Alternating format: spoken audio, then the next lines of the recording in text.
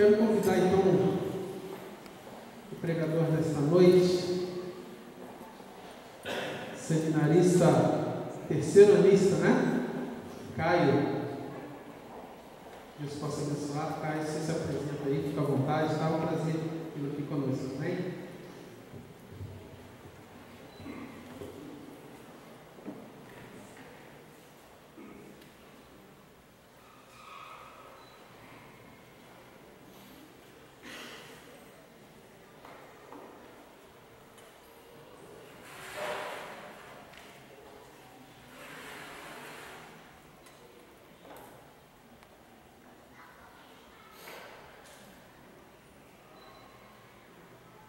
Boa noite, eu sou o Caio, né, que o Sandro falou. Nós somos, quando eu digo nós, é porque eu estou acompanhando do meu pai, da minha namorada e da minha irmã, que é de Branco.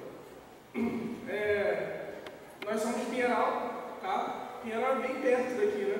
Ao lado praticamente. Somos da primeira igreja batista em Pinheiral, no qual o pastor Antônio Marcos é pastor presidente, né? E está lá tem por volta de uns 6 meses. A gente estava em processo de sucessão pastoral, ficamos em processo de sucessão pastoral por volta de 2 anos. E agora o Tony está lá com a gente. Eu pedi o Sandro para trazer um pouco d'água, porque eu estou com um problema na garganta, já tem uns dias, né? E aí a voz vai ficando fraca, e aí tem que estar hidratando, né?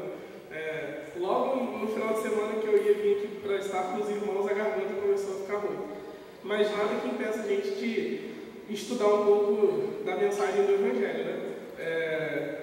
Mas assim, é de grande alegria estar aqui. Primeiro porque meu pai tem toda uma história com essa igreja aqui, que quando eu falei, ele alegrou o coração dele. Porque, segundo ele, tinha uns campeonatos de futebol aqui há um tempo atrás, né? No Gramadão aqui, ainda tem, né? E ele vinha, e eu vinha com ele também, mas eu era muito mais novo, eu devia ter por volta de 9 a 10 anos.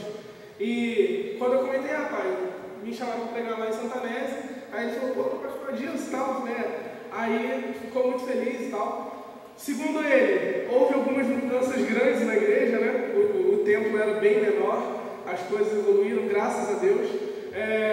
Já se passaram pelo menos uns 10 anos, hoje eu tenho 20 anos, curso Teologia pelo Seminário Batista Sul Fluminense, lá em Volta Redonda, e hoje, pelo que eu sei, é um culto direcionado aos estudantes, né?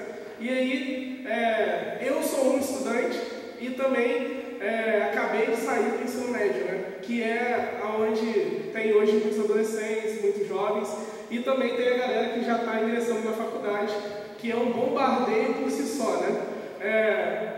Sobre teologia, eu amo teologia, teologia é uma das coisas que eu mais amo na vida, fazer, é uma das coisas que eu mais amo estudar e dedicar. Teologia para mim é algo que revoluciona o homem, e a teologia ela é totalmente aplicável ao homem. Esse discurso de que teologia engessa o homem é mentira, porque se a teologia engessar o homem, ela não é teologia. Se a teologia não for aplicável ao homem, ela não pode ser considerada uma boa teologia, porque na verdade a teologia está aqui para desvendar alguns mistérios que talvez ao longo da humanidade foram crescendo, foram tomando forma, e também para aproximar o homem daquele que criou ele, que é o Deus onipresente, onisciente, o Deus eterno.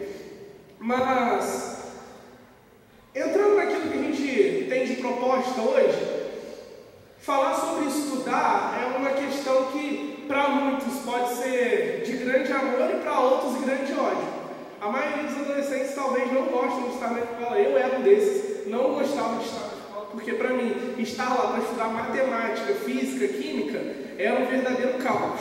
Eu não gosto dessas matérias, eu sempre amei matérias da área humana, como filosofia, história, tudo isso que a maioria das pessoas não gostam também. E aí, então, estar na escola é um turbilhão de sentimento. Ou você está aqueles dias que você ama, porque tem aqueles professores que fazem o seu dia ficar maravilhoso, ou tem aqueles professores que, dizendo ao contrário, eles fazem você visitar o Hades, praticamente, porque é um turbilhão de ódio que você tem pelo cara. Então, falar de estudar é algo que faz muito turbilhão no seu coração. Mas a verdade é que o homem, a juventude, todo ser criado por Deus, tem tem a necessidade de buscar informações. E aí isso aplica em todas as áreas da vida humana, seja ela matemática, seja ela física, seja ela química, e por maior que seja, e por mais que as pessoas não gostem de ouvir, mas seja ela teológica. Quando eu digo teológica, é o estudo do ser divino. E aí todo homem, toda criatura tem necessidade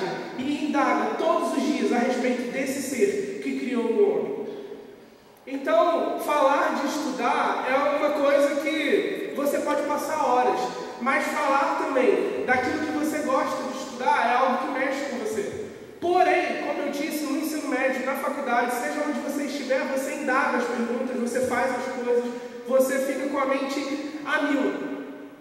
Mas tem algumas perguntas também que você direciona ao seu pastor, tem algumas perguntas também que você direciona ao sangue, tem algumas perguntas também que você direciona à Bíblia. E são essas perguntas que movem o homem, e são essas perguntas que transformam o homem. E a proposta da teologia é tentar pelo menos chegar um pouco perto das respostas dessas perguntas. Mas, na verdade, eu queria fazer uma pergunta para você hoje. Talvez seja essa pergunta uma pergunta que foi feita para você todo santo dia. E você que nasceu na igreja, como eu, já ouve essa pergunta há séculos. Talvez todo mundo pergunte para você isso, ou quando você, se você é batizado, passou pela sua profissão de fé, te indagaram com isso. Quem é Jesus? Mas, na verdade, a igreja evangélica brasileira, ela responde: Jesus é o Filho de Deus. Ótimo, está correto. Mas se nós continuarmos as perguntas, ninguém mais sabe responder. Porque é uma pergunta com uma resposta tão óbvia, mas tão complexa também, que a gente não consegue entender e muito menos discorrer sobre o assunto. Então, falar de Jesus é algo muito complicado. E aí a pergunta da noite é: quem é Jesus? Porque se eu e você temos a concepção errada desse Jesus, toda a nossa vida desmorona. Porque se eu e você temos um Jesus na nossa mente diferente da Bíblia, a nossa vida é bem provável que ela está um caos ou ela vai ser um caos. Então, falar de estudar, falar de perguntar é algo que mexe com o ser humano, e o homem gosta disso. Então, nessa noite, a gente vai trabalhar em cima de uma pergunta: quem é Jesus? E não tem evangelho melhor do que o evangelho de João para descrever e discorrer a respeito desse Cristo. E eu queria pedir para você abrir em João, capítulo 1. João, capítulo 1.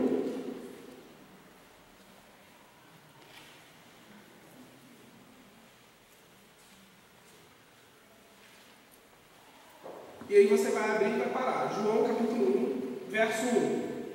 Acabou? Não precisa mais mexer na Bíblia depois disso, por enquanto.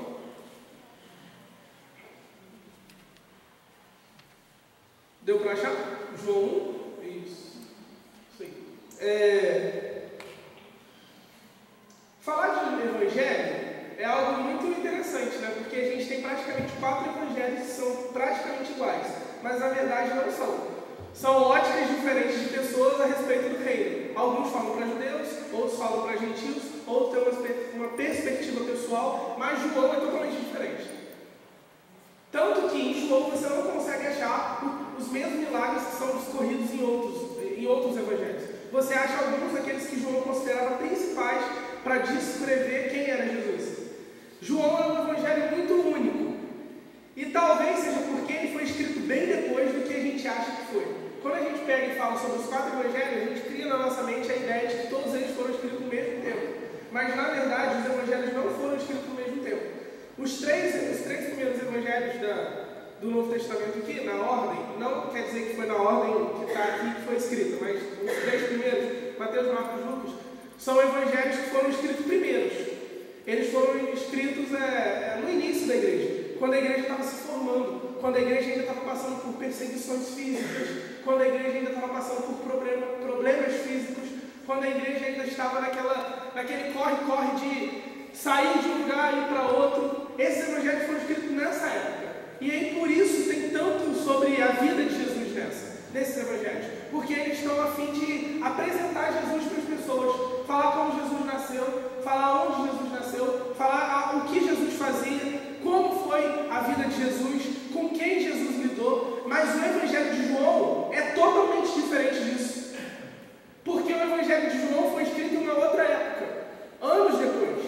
O Evangelho de João, quando é escrito, ele já estava, a igreja já estava formada, a igreja já estava tranquila, a igreja estava já estabelecida. Não estava mais aquele corre-corre, não tinha mais aquela perseguição. A igreja já estava tranquilizada no lugar onde estava. Então, o Evangelho de João é uma perspectiva muito diferente. Porém, o Evangelho de João tem uma causa única, que você não vê nos outros evangelhos.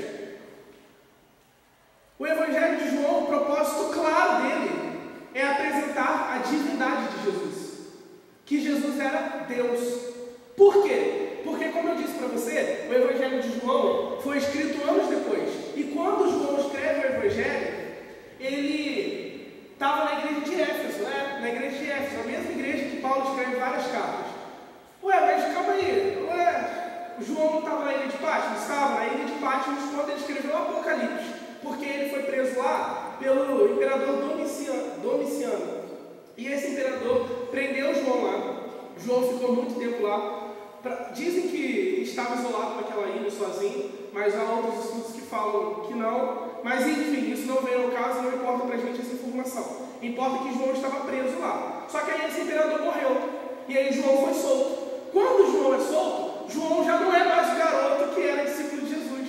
João não é mais o garoto que andava com João Batista. João agora é um senhor João, um vovô João. Não por ter netos e filhos, mas um senhor de idade já. E aí quando João sai de lá, ele vai para a igreja de Éfeso. Pastorear aquela igreja, com a sua mansidão, com o seu amor, com todo o seu conhecimento. E lá, João depara com o que eu falei para você. Falsas heresias, lógico, falsas doutrinas, falsos ensinamentos a respeito de Jesus. Lá, naquela igreja, naquela época, já que a igreja estava estabelecida, o problema não era mais a perseguição física. E quem dera ela se fosse. O problema da igreja não era mais ficar mudando de lugar, mas o problema da igreja agora eram os ensinamentos errados a respeito de Jesus. Ensinamentos esses que perduram até hoje. E aí você consegue entender por que João agora escreve o Evangelho e por que João fala tanto a respeito do Jesus homem e do Jesus Deus. Eu quero estar lendo com você esse capítulo que a gente abriu. João 1. Então a gente vai estar lendo e aí a gente vai começar a trabalhar em cima das informações aqui. No princípio era o Verbo, e o Verbo estava com Deus, e o Verbo era Deus. Ele estava no princípio com Deus, todas as coisas foram feitas por intermédio dele, e sem ele nada que foi feito se fez. A vida estava nele, e a vida era a luz dos homens. A luz resplandece nas trevas, e as trevas não prevaleceram contra ela. Senhor Deus, obrigado por esta noite, obrigado por essa igreja, obrigado pela sua mensagem que é viva e eficaz e continua sendo útil a nós, e muito obrigado por isso, porque sem ela, Deus, a nossa vida fica sem norte, sem direção e as coisas ficam muito complicadas. Então, Deus, muito obrigado, e pedimos agora para que o Senhor nos ajude a entender o seu texto, te entender a entender o real sentido do texto, e que eu, Deus, possa me desvaziar agora totalmente, porque informação vindo de mim, Deus, é informação vazia, mas informação vindo do Senhor, Deus, é uma informação eterna. Então, por favor, Deus, que eu seja apenas um instrumento para a honra e glória do seu nome. Em nome de Jesus, amém. Amém. Então, a gente está falando de João, e aí eu te disse tudo isso, que João estava preso na ilha de Patmos, e aí ele vai para Éfeso, na cidade de Éfeso, e lá ele começa a pastorear a igreja. E aí, João começa a perceber esses caras que ensinavam coisas erradas a respeito de Jesus. Coisas absurdas, mas que talvez muitas pessoas hoje, dentro da igreja evangélica brasileira, creem dessa forma. Tem essa concepção de Jesus, que são heresias sérias e que deturpam a visão do Cristo. E se eu e você temos a tendência a enxergar dessa forma, o nosso edifício, aquilo que Cristo representa para a gente, vai estar totalmente distorcido. E a gente vai se decepcionar com esse Cristo. Porque, na verdade, a gente acha que ele é uma coisa, mas ele não é. E aí eu queria falar com você a respeito dessas coisas. Mas antes eu só por um efeito de curiosidade, como que é a distinção dos evangelhos. Se a gente fosse resumir todos os evangelhos em apenas uma frase, ficaria assim: Mateus seria desse jeito: esse é o Messias, o rei, adorem. Marcos diz: esse é o servo que serviu a humanidade, sigam-no. Por que Marcos fala muito sobre o serviço de Jesus? Porque os gentios, para qual povo que Marcos endereça o evangelho, era um povo que ele valorizava muitas pessoas que pegavam e faziam, pessoas que acionavam, não pessoas paradas, pessoas proativas. E aí, por isso, Marcos realça tanto a questão de que Jesus era um servo, Jesus pegava e fazia, Jesus não deixava as coisas demorar, ele pegava e curava, pegava e resolvia o problema das pessoas. Por isso Marcos escreve dessa forma, no realçando o serviço. Lucas ficaria resumindo: esse é o único homem entre os homens que não tem pecado, imitem-o. E João ficaria dessa forma: esse é Deus em carne humana, creio nele. E aí João começa então, lá na igreja de Éfeso, a perceber algumas coisas que são preocupantes e que eu e você também temos que ficar preocupados hoje em dia. João começa a perceber algumas falsas doutrinas, algumas coisas que apontavam Cristo diferente daquilo que realmente Cristo era. E aí, para a gente não ficar sem nexo nisso, eu queria estar mostrando para vocês o que são essas doutrinas que aquela galera estava começando a ter e essas visões de Cristo deturpadas. Uma das doutrinas que tinha naquela época se chamava ebionismo. Não sei se você já ouviu falar disso, mas o ebionismo era uma doutrina que falava que Jesus era um homem comum. Jesus era um homem que nasceu normalmente, não foi um nascimento virginal. Jesus nasceu com uma relação sexual de José com Maria. Jesus nasceu, e aí o marco histórico da vida de Jesus foi quando Jesus foi batizado por João Batista. E aí a pomba que desceu do céu representava o Espírito Santo, e aí Jesus obteve o Espírito Santo. E aí Jesus realiza todas as coisas fantásticas que ele realiza. Mas aí o Espírito de Deus sai de Jesus momentos antes da morte dele. Então essa é uma visão errada. Jesus era um homem bom, um homem sem pecado, que fez isso e que teve o Espírito de Deus por algum momento. Uma outra doutrina que a gente tinha lá na época era o arianismo. E essa é muito conhecida nos dias de hoje, que era: Jesus ele é um ser criado. Talvez eu falando assim você não consiga, da onde é isso, cara? Jesus é um ser criado, por quê? Porque eles falavam que Deus era o ser que não foi criado, Deus é o ser eterno, pré-existente, que criou a humanidade. Mas a primeira criação de Deus foi Jesus. Essa doutrina é a doutrina que controla os testemunhos de Jeová, que eles creem que Jesus não é Deus. Jesus é um ser criado por Deus, um ser bom, um ser que realiza as coisas, mas ele não é Deus. A terceira doutrina, que é muito interessante, que eu acho até espantosa, é o modalismo, que se chama, no qual fala que Deus, ele é um, mas ele consegue ter 3 características. E aí como que funciona isso? E eu te digo porque tem muita gente na igreja hoje, bem provável que creia dessa forma. Funciona da seguinte forma: Deus, ele quando veio à Terra, ele veio de forma humana, em carne. Mas nesse momento Deus era só homem. Não tinha o Deus Pai e nem o Deus Espírito. Era só o Deus homem. Quando Jesus morreu, Deus subiu ao céu e aí Deus se tornou Deus Pai. E aí quando os homens estão precisando agora, Deus se torna o Deus Espírito. Ou seja, Deus não consegue ser 3 ao mesmo tempo. Deus é apenas um e ele tem que escolher quem ele vai ser no momento que você está precisando. Essa é uma doutrina errada. E a outra, que é bem provável que as pessoas achem isso, que é nestorianismo, que dizia que Jesus era 50% homem e 50% Deus. Não tinha como Jesus ser 100% homem e nem 100% Deus. E aí todas essas doutrinas perduravam na igreja em que João está pastoreando. E aí por isso que João escreve isso. Por isso que João escreve: ele era o verbo se fez carne, o verbo era Deus. Por isso João escreve essas coisas. Então é sempre bom a gente entender o contexto, para a gente entender o porquê do texto. E aí, isso estava se passando na época, e aí João escreve por essas coisas. Mas João vai a fundo e traz ensinamentos que cabem até hoje. E esses ensinamentos, eles são aplicáveis a jovens, a adolescentes e a adultos. Ensinamentos que transformam a minha e a sua vida. Ensinamentos que fazem a gente ter uma concepção correta do que é Cristo, do que é Deus. Gente, pode ficar despreocupado, eu estou suando muito, mas é porque eu acho que eu estou com febre, alguma coisa assim. Mas está tranquilo, não precisa ligar o ventilador não, tá? E aí, a primeira coisa que é destacada no texto é: Jesus é Deus. Jesus é Deus. E aí eu quero ler com você primeiro, novamente, o versículo 1, que diz: no princípio era o verbo, e o verbo estava com Deus, e o verbo era Deus. Ler esse tanto de verbo que tem no versículo é um pouco complicado e sem nexo. Você fica assim, pô, verbo, o que tem a ver o verbo com isso? O que tem a ver, o que tem de sentido, né, nisso? Mas na verdade, essa palavra verbo era uma palavra muito usada naquela época. Tinha um homem chamado Heráclito, que ele era um filósofo da época, que ele criou essa palavra verbo. E aí, quando ele criou a palavra verbo, ele fala que tudo aquilo que existe na Terra, se você pegar uma linha nela e for traçando o começo dessas coisas, vão dar em um ser que criou todas as coisas.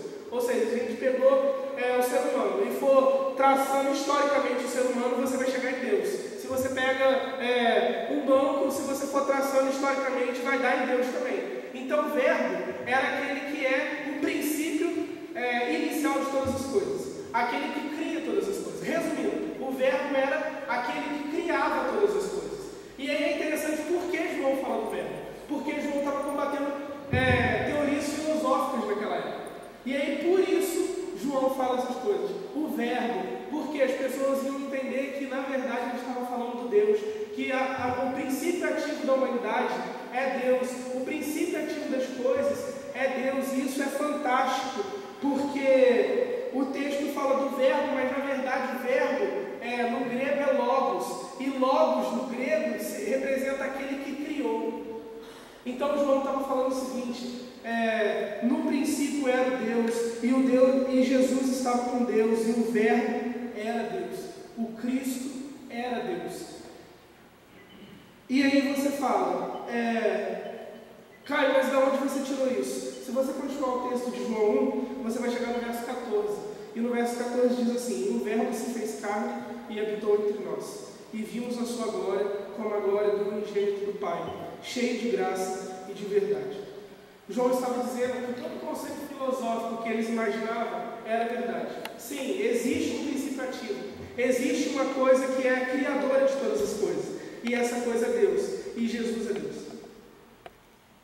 João estava dizendo isso. Jesus é o princípio criativo de todas as coisas. Jesus é o princípio criador de todas as coisas. Não existe vida sem Jesus. Não existe vida sem Deus. Deus é o pontapé inicial da criação. Deus é pré-existente. Jesus é pré-existente. Mas João continua. E João chega no verso 3 e ele destaca a respeito do Jesus criador. Que Jesus também era criador. Para combater aquela doutrina que falava que Jesus foi criado e não criador. Mas não, João fala, Jesus também é criador. E o verso 3 diz assim: todas as coisas foram feitas por ele, e sem ele nada do que foi feito se fez. Na mente dos antigos, na mente da galera dos judeus, havia duas categorias de coisas: aquelas que foram criadas por algo e aquelas que não foram criadas. Só que na mente deles, aquelas que não foram criadas é porque elas já existiam, e se elas já existiam, ela era Deus. E aí, por isso João escreve dessa forma: todas as coisas foram feitas por ele, e sem ele nada foi feito. Ou seja, todas as coisas foram criadas por ele, e ele não foi criado, ele já é pré-existente, para combater as falsas doutrinas. Talvez falar isso tudo para você é até um pouco cansativo. É muita informação, é muito conteúdo para você assimilar. Mas a verdade é que a igreja evangélica brasileira, ela vive uma crise. Talvez uma crise de identidade. Porque se eu e você temos a concepção errada de Jesus, toda a nossa vida está um caos. Porque não tem como servir a um Cristo vivo se ele não foi pré-existente? E aí, eu estou para te falar, e talvez você até se escandalize com isso, mas se você tem a concepção errada de Cristo, talvez você nem possa ser salvo. Porque se esse Cristo não é pré-existente e não é Deus, ele não tem poder para te salvar. Porque a relação da salvação e a relação da cruz não está ligada apenas a um bom homem e a um bom homem sem pecado. Está ligada a ser Deus. Só podia perdoar pecado, só valeria o sacrifício se ele fosse Deus. Não adianta se você é uma boa mulher, não adianta se você é um bom homem, se você foi sem pecado, ou se Deus te criou por algum momento sem pecado para você ir para o sacrifício. Não adiantaria. Tinha que ser o próprio Deus. E se eu e você não vemos Cristo como o próprio Deus, a nossa vida vai ser um caos. Porque Cristo é Deus, Cristo é pré-existente, e isso é necessário entender.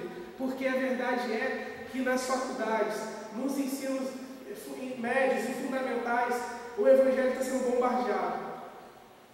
Os jovens estão sendo bombardeados porque eles não sabem a razão da sua fé. Eles sabem responder que Cristo é Filho de Deus, mas eles não sabem por que é isso. O que acontece para ser assim? Se eu e você não entendermos a real razão da nossa fé, a gente vai ficar falido, a gente vai ficar destruído. As filosofias desse mundo vão acabar com a gente. Tudo aquilo que perdura nas convenções, nesses professores universitários, vão acabar com a gente, porque a gente não tem razão. Lá na igreja, a gente trabalha com jovens e assim, a grande maioria está na faculdade, eu não sei aqui, mas hoje lá a maioria dos jovens estão entrando na faculdade. E eles chegam com causas assim, impossíveis de ser respondidas. Porque os caras, eles chegam lá e bombardeiam. Os professores de filosofia, os professores de sociologia, os professores de histórias, eles bombardeiam. E aí o jovem que não sabe a razão da sua fé é bombardeado, é destruído. Tudo aquilo que ele tinha acaba.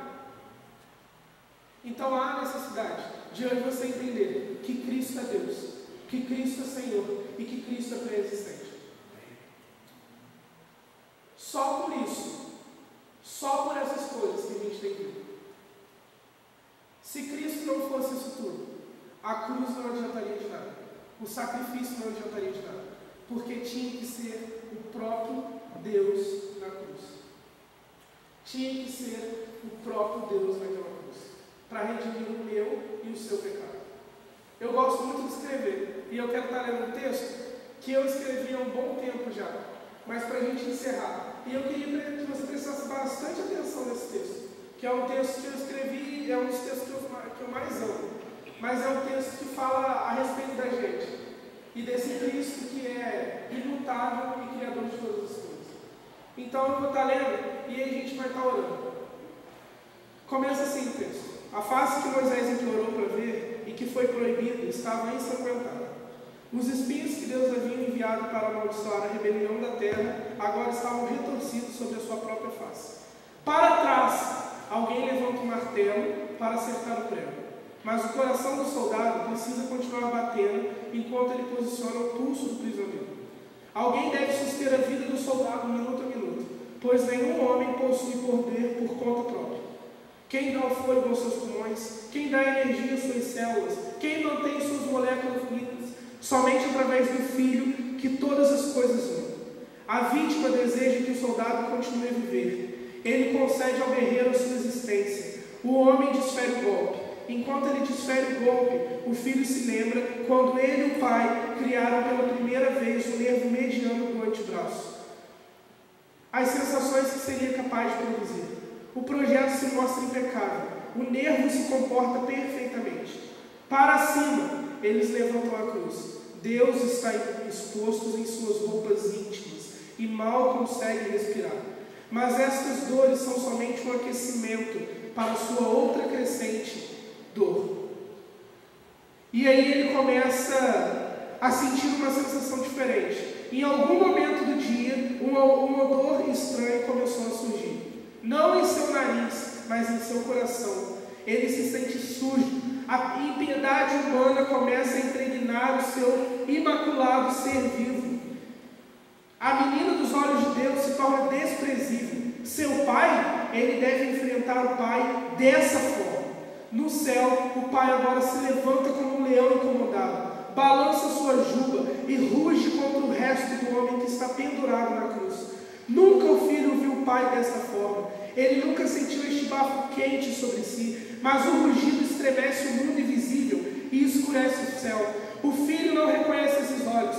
Filho do homem, por que se comportou assim? Você enganou, cobiçou, roubou, fofocou, assassinou, invejou, odiou e mentiu, amaldiçoou, comeu demais, gastou demais, fornicou, desobedeceu, blasfemou, e as obrigações que por você não cumpriu, as crianças que abandonou, quem ignorou os pobres, foi covarde, falou meu nome em vão. Você alguma vez conteve a sua língua? Você que molesta garotos, vende drogas que matam, zomba de seus pais, quem lhe deu ousadia de fraudar eleições, fomentar rebeliões, torturar animais e adorar demônios? A lista não acaba, dividindo família, estuprando virgens, contrabandeando, comprando políticos, filmando pornografia, aceitando suborno. Você queimou prédios, cometeu atos terroristas, fundou falsas religiões, comercializou escravos, contando cada centavo e se vangloriando em tudo isso. Eu odeio, desprezo essas coisas em você. O desgosto por todas essas coisas em você me consome. Você consegue sentir a minha ira? É claro que o filho é inocente. Ele não possui culpa em si mesmo. O pai sabe disso. Mas esse par divino possui um acordo. E o impensável agora acontece. Jesus será tratado como se fosse pessoalmente responsável por cada pecado cometido.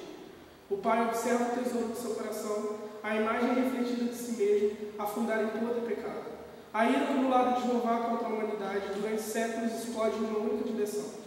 Pai, por que nos desamparaste? Mas o céu não ouve.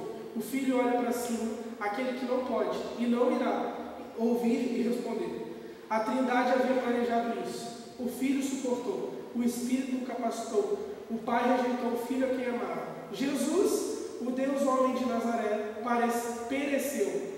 O pai aceitou o sacrifício pelo pecado e estava satisfeito. O resgate estava completo. Tetelestai, está consumado e nós somos livres.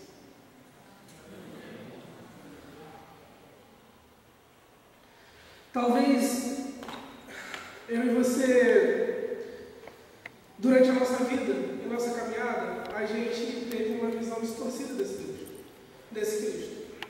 E a gente não consegue perceber quão gracioso Ele é. Porque a lista de pecados ali é grande.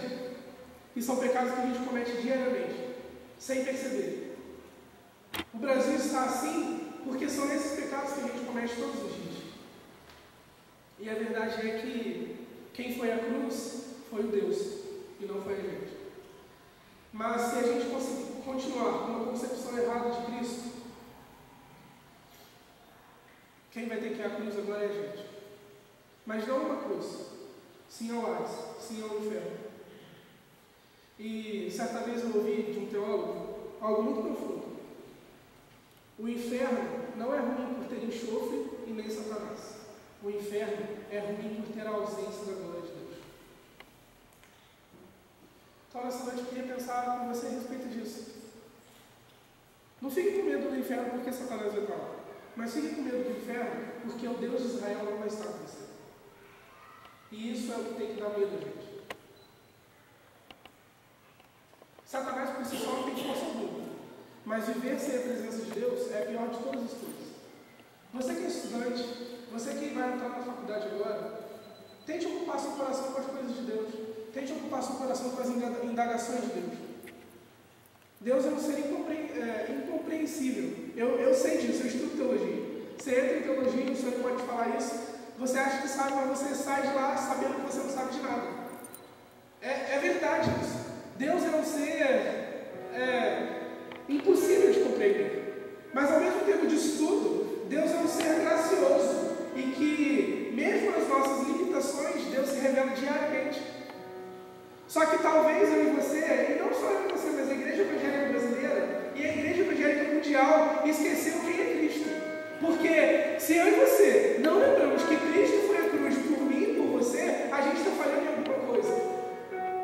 Porque vir todo dia nesse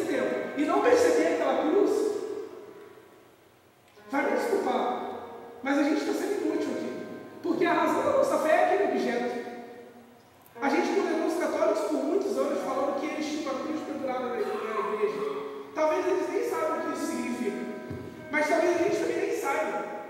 Se eu e você nós temos vida, é porque aquilo lá é a razão central do nosso evangelho. John Stott fala que se o evangelho que a gente prega não tem cruz, esse evangelho não tem Jesus. E se não tem Jesus, não é evangelho. É mensagem fria e vazia que vem da gente.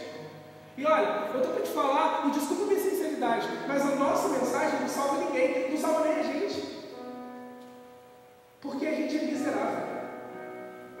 A gente, desculpa te falar mais uma vez, mas a gente não vale nada. E se eu e você viemos para cá todos os dias achando que a gente serve para alguma coisa, a gente vai se frustrar com esse Cristo. Porque quem nos dá capacidade é esse Cristo, que sentiu o rugido do leão, que sentiu o bafo quente que eu e você tinha que se sentir. E toda a ira do universo para ele. Mas sabe por que tinha que ser Deus? Porque só ele suporta. Só ele suporta. Não tem como eu e você suportar isso, porque a gente é criação e não criador. Nessa noite eu queria falar com você. E eu não vou pedir para você vir aqui na frente, porque vir aqui na frente pode ser até legal, mas na verdade não significa nada. Porque para mim não significa se o seu coração está aqui na frente, ou diante da cruz. Então eu quero que você esteja orando comigo. Você fica à vontade, se quiser ajoelhar, se quiser ficar em pé, se quiser ficar sentado. Mas a única coisa que você tem que render nessa noite é o coração.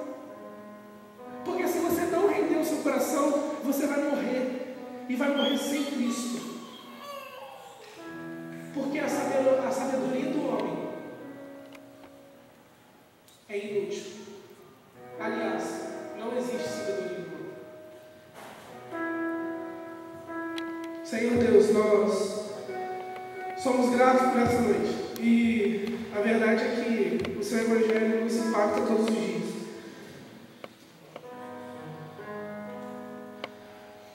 A gente fica frio no nosso dia a dia. São muitas coisas para fazer, são muitas coisas para resolver. É escola, é faculdade, é trabalho, é o filho que você tem que levar. Deus, é a tarefa, é a monografia do seminário, é a monografia da faculdade, é o projeto final da escola. São coisas demais para fazer.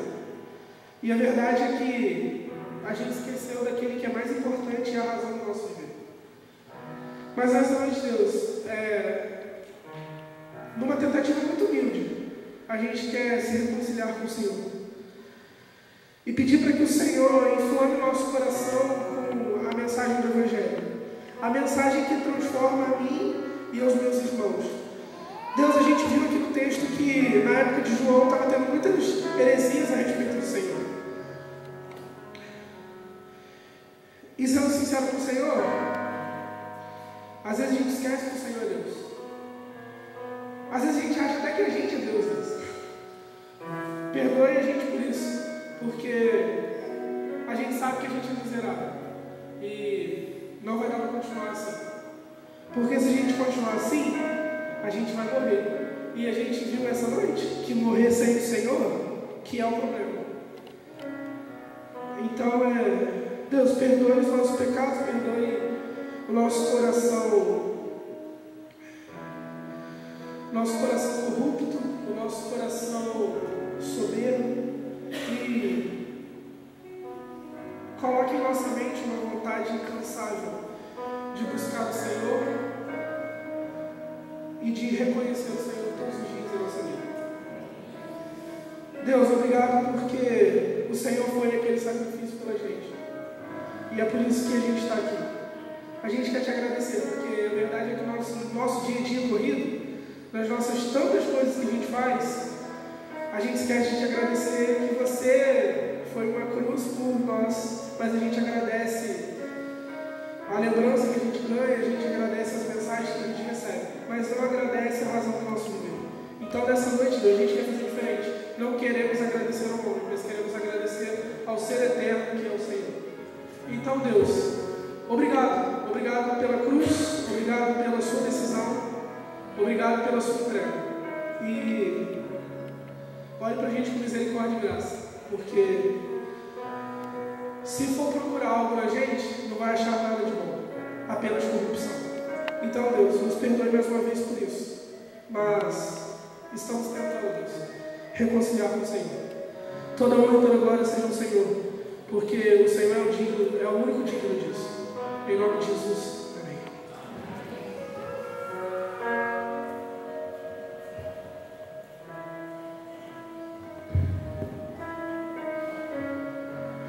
Bom, irmãos, queremos agradecer a presença do Caio conosco, nosso irmão, com a família também. Deus possa estar abençoando a volta da família, dos irmãos, das irmãs. E como nosso propósito é orarmos pelos nossos estudantes por esse ano letivo, peço ao pastor que possa vir, com certeza tem as considerações finais, e assim então estar orando por todos os estudantes, querendo agradecer a presença de todos os visitantes. Uma das razões deste culto é que Deus abençoe você que está na escola, você que aceitou o desafio mais uma vez de poder subir mais um degrau, que é importante. A gente sempre frisa aqui na igreja que é importante hoje, não é muito mais, a gente sabe da importância hoje da escola. Como o Caio falou aqui, às vezes a gente está na escola, gosta da matéria A, da matéria B, da matéria C, mas não tem jeito, a gente precisa estudar, nós temos que estudar, é necessário você estudar, então por isso a gente não realiza o curso estudante. A nossa proposta é dizer para você que você precisa continuar estudando, não dá para você parar, Você não pode parar. O mundo hoje está muito competitivo e você precisa estudar. E uma outra proposta também que nós temos é para dizer para você que você também pode estudar teologia, Você também pode estudar teologia. Eu sei que tem muita gente na igreja aí, na faculdade, fazendo esses cursos, administração, nutricionista,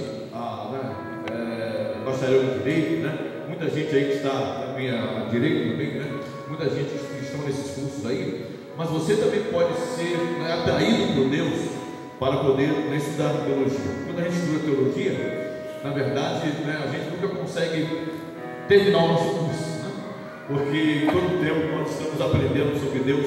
Por mais que a gente acha que sabe, a gente descobre que não sabe, porque é muito difícil a gente conseguir extrair tudo, aquilo que Deus certamente revela, representa, significa para todos nós.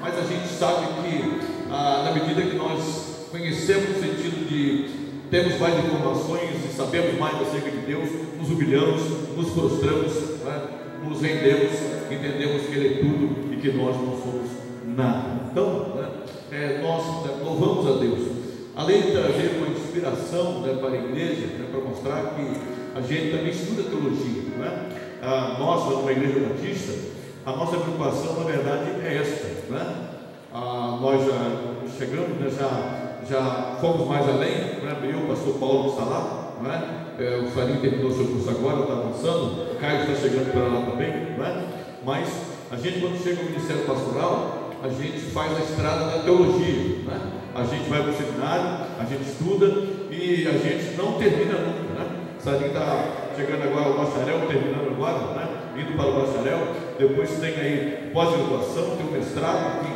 mas mesmo que você não vá para o banco de escola, não vá para subir esses degraus, mas esse livro sempre nos desafia a conhecermos cada vez mais ao Senhor, para transmitirmos então a sua palavra. Então eu quero louvar a Deus, Caio, eu quero louvar a Deus pela sua vida, pedir a Deus que abençoe sua vida, pedir a Deus que cada dia mais seja iluminando a sua decisão de poder colocar a sua vida nas mãos do Senhor e fazer a obra do nosso Deus. Que Deus abençoe a sua vida. Transmita lá um abraço, toda a turma lá do seminário, pastor Ivan, um abraço à nossa igreja pelo seu carinho. Também a sua família, alegria poder conhecer aí parte da sua família, rever o seu papai, rever o seu papai, que é uma alegria estarmos juntos esta noite para podermos adorar a Deus.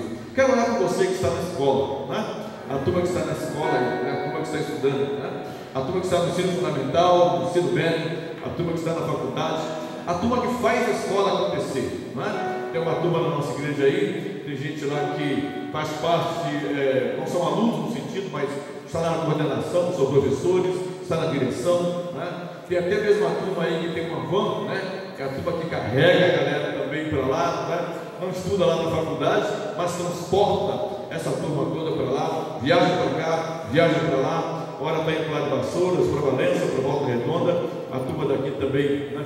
As faculdades estão lá, nós temos que estudar, né? Para lá, tem uma turma na igreja aí que faz o seu frete, carrega. A gente quer orar por todos vocês. Quero pedir você a vir aqui à frente, quero orar pela sua vida, para você que está na escola. Você pode estar fazendo curso de inglês, pode estar fazendo informática, também quero orar pela sua vida. Gostaria de orar? Tá. Gostaria de orar por essa turma aí. Vamos lá, gente? Está estudando aí? Está estudando? A turma toda está estudando. Isso, gente, fica aí. Quero orar por vocês. A turma toda que está na escola, né? Pastor, mas eu ainda estou pensando esse ano entrar na escola, fazer um cursinho. Então vamos lá, vamos estudar, gente. Vamos estudar, não vamos parar não, né? Vamos parar não. Tem a turma aí tá? A gente agradece toda essa turma aí, a turma da nossa igreja. Agradecemos aí as colegas, aí os colegas da turma da igreja, a turma que veio, faz parte aí lá da. A gente quer orar por vocês aí, pedir a Deus que abençoe essa turma toda aí, né? Praticamente a turma toda de jovem, né? Temos aí, a turma que compôs aqui, né? Quem faz frete aqui é o Wanderson, não? O Wanderson aí é a turma que o Wanderson está lá. Rogério, está Rogério. Rogério também está Rogério. Rogério está lá na escola, Rogério também faz parte da educação, né? Rogério é coordenadora da escola lá, contribui, ajuda lá os alunos, né? Está lá na coordenação. Gente, quem não está estudando, né? Quem não está estudando, a gente pede para poder estudar, né? Se você, né? Chega aqui, gente, essa galera aqui, vem para cá, Lino. Para cá, isso, para formar aqui, para tirar essa turma aí. Vem para cá, gente, vem para cá, né, para ajudar a turma aí, turma da escola aí, professor aí, Paulo aí, né? Paulo aí, professor de matemática, de física. Luciana está aí?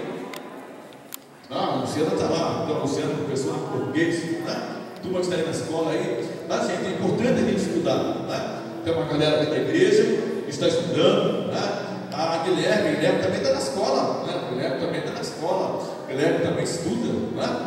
A turma aí, as crianças não estão aí, não, as crianças estão lá no Ministério Infantil, né? Estão lá no seu culto infantil lá, né? Vem cá, né? Lá, também estuda lá, vem cá, meu jovem, né? Turma que está na escola aí, né? Turma que estuda, pedir que Deus abençoe as nossas crianças que estão lá, né? Estudando também, estão começando lá, né? Ainda iniciando, mas são aí do Castelinho, nós temos aqui as escolas aqui do Castelinho, aqui na escola municipal, Coronel Cabezão, escola estadual, né? Jardim de infância aqui também, né? Então a gente quer orar, a gente quer pedir a Deus. Irmãos, há uma promessa da palavra de Deus que diz que Deus é aquele que abre a nossa inteligência, né? Então a gente precisa orar, né? Nós fazemos isso aí sempre no jardim de oração, às quartas-feiras aqui na igreja. Nós reunião de oração de manhã, nós oramos em favor, né, da turma toda que está na escola, né? Sempre alguém lá faz um pedido, né, para as crianças, né, principalmente a irmã Silvana, que tem os seus meninos lá na escola, né? Além de ter o Marcos também, que faz frente aí também, pela manhã, pela noite também. Então a gente sempre se lembra, né, de orar por essa turma toda que está na escola, pedir a Deus para proteger, pedir a Deus para livrar, mas pedir a Deus também que, né, Deus permita, principalmente a turma que conhece a Deus, conhece a palavra, né, que tem conhecimento acerca de Deus, muito mais do que ele é filho de Deus, como a gente acabou de acompanhar aqui, mas porque ele é filho de Deus, que ele representa para a nossa vida. Quero pedir você a colocar-se de pé, a gente orar. Quero pedir você que estenda as suas mãos aqui para o altar e que você possa abençoar, né, aqui jovens, adolescentes, né, e dizer aos irmãos que nunca é tarde, né? Se Deus tem chamado você, se você tem sido chamado por Deus, né? Pedir que Deus abençoe as escolas aqui, mas aqui também da região, aqui também do Parque Santana, né?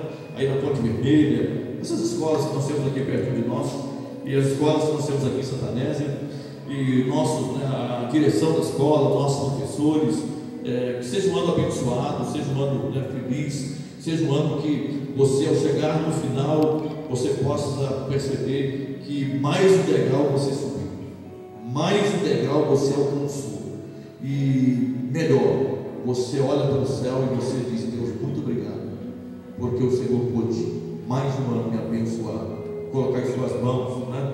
Como o Caio falou, muitas vezes, né, a gente tem que fazer as coisas da escola enfim, né, a nossa agenda está tão cheia. Mas acima de tudo, nós temos que conhecer a Deus cada dia na nossa vida. Pai, neste momento, nós queremos agradecer ao Senhor, colocar realmente nas tuas mãos, neste tempo tão difícil que nós estamos. A gente sabe hoje a importância do estudo, a importância da escola, o que isso representa, o que isso significa. Mas ao mesmo tempo, Senhor, a nossa preocupação também, porque hoje está um tempo tão difícil. Hoje está um tempo tão difícil, nós temos acompanhado, nós temos visto isso, nós temos estado lado a lado, né, com alguns irmãos aqui da igreja, e nós temos visto, ó Deus, de forma geral, como que a educação tem estado assim muito difícil no nosso país. Mas ainda assim a gente entende que é necessário, nós precisamos colocar os nossos filhos na escola, nós entendemos que eles têm que aprender, eles têm que enfrentar esse desafio, e o mundo hoje está muito competitivo, e quem hoje não estuda fica para trás, não tem as oportunidades, e nós sabemos, Senhor Deus, que às vezes isso se torna difícil para muitos, mas neste momento nós pedimos a Ti, Senhor, abençoe todos aqueles que estão na escola, a coordenação, a direção, professores que nós temos aqui na igreja, e outros também que estão aí contribuindo, né, que estão aí somando, como a turma que faz aí, né, o seu frete, aí o Wanderson, Marquinhos, né, a turma que vai nessa viagem, e também que conhecemos aqui na nossa igreja também, aqui o Celso também, que tem responsabilidade de locomover esses jovens para a escola, para a frente deles, livram de todo mal, de todo perigo, eles que estão nessa estrada aí conduzindo, e que a turma que vai para a escola também aproveite a oportunidade. Alguns deles têm saído da sua empresa e às vezes nem tem tempo de ir em casa, de lá mesmo estão indo para a escola, mas permita, Senhor, que seja um ano abençoado, um ano de sucesso, um ano de vitória, um ano que eles vão realmente, ó Senhor, dar um passo a mais, subir um degrau a mais, ó Deus, na sua vida. Mas especialmente nós queremos pedir ao Senhor que, por mais que o Senhor possa abrir a inteligência deles, porque nós sabemos que isso vem de Ti, mas abra também o coração deles, ó Pai, o temor e o tremor diante da Tua palavra, que haja no coração deles sempre o desejo de conhecer mais o Senhor, conhecer melhor o Senhor, estar mais, ó Deus, com a sua vida nas mãos do Senhor.